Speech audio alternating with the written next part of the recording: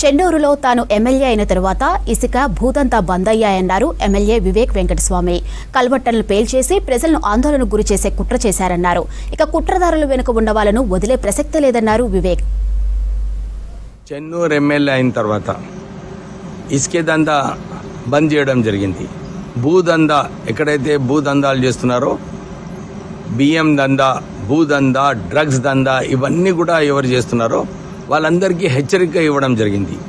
ఎంత పెద్దటి వారైనా కానీ అరెస్ట్ చేయాలని చెప్పి పోలీసుకు ఆదేశాలు ఇవ్వడం జరిగింది. మొన్న శనగగుంటలో ఏదైతే సింగరేణి మైన్స్ పెట్టి ఆ కల్వర్ట్ని బ్లాస్ట్ చేయడం జరిగిందో చెన్నూరు ప్రజలలో ఒక పెద్ద ఆందోళన కలగడం జరిగింది. నేను పోలీస్కి ఇదే చెప్పినాను, ఎవరు ఏదున్నా కానీ వాళ్ళని అరెస్ట్ తొందరగా చెయ్యాలి అని చెప్పి పోలీస్కి ఆదేశాలు ఇవ్వడం జరిగింది. ఎవరైతే నిందితులు ఉన్నారో వాళ్ళని పట్టుకోవడం జరిగింది.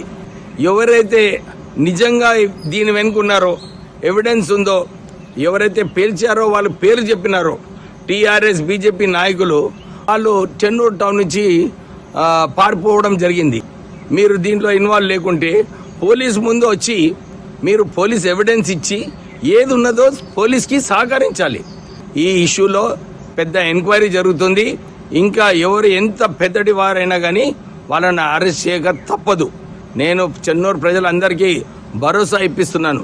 నేను ఎమ్మెల్యే ఉన్నంత వరకు ఈ ప్రాంతంలో ఎక్కడ కూడా లా అండ్ ఆర్డర్ సమస్యలో జోక్యం ఎవరు కూడా చేసుకోరు. పోలీస్ బాధ్యత సరిగా నడిపించే బాధ్యత ఉంది. చాలామంది కూడా ఇదే చెప్తున్నారు, చెన్నూరు టౌన్లో పేకాటలు ఎక్కువైతున్నాయి, డ్రగ్స్ మాఫియా నడుస్తుంది అని చెప్పి ఇంతకుముందు చెప్పేవారు. నేను మళ్ళీ ఒకసారి ఆదేశాలు ఇస్తున్నాను పోలీస్కి, ఎక్కడ కూడా ఎవరు ఉన్నా కానీ వాళ్ళను అరెస్ట్ చేయాలి, సరైన కఠిన చర్యలు తీసుకోవాలని చెప్పి నేను పోలీస్కి ఆదేశాలు ఇస్తున్నాను. ఈ చెన్నూరు ప్రాంతంలో ఎందుకంటే నేను వచ్చిన తర్వాత రోడ్ల విషయమైనా కానీ సైడ్ డ్రైన్స్ విషయమైనా కానీ మంచినీటి విషయంలో అన్నిట్లో ఒక కార్యాచరణ తీసుకోవడం జరిగింది. 3-4 నెలల్లో అన్ని చెన్నూరు నియోజకవర్గంలో మంచి అభివృద్ధి కార్యక్రమాలు పూర్తిగా అవుతాయి.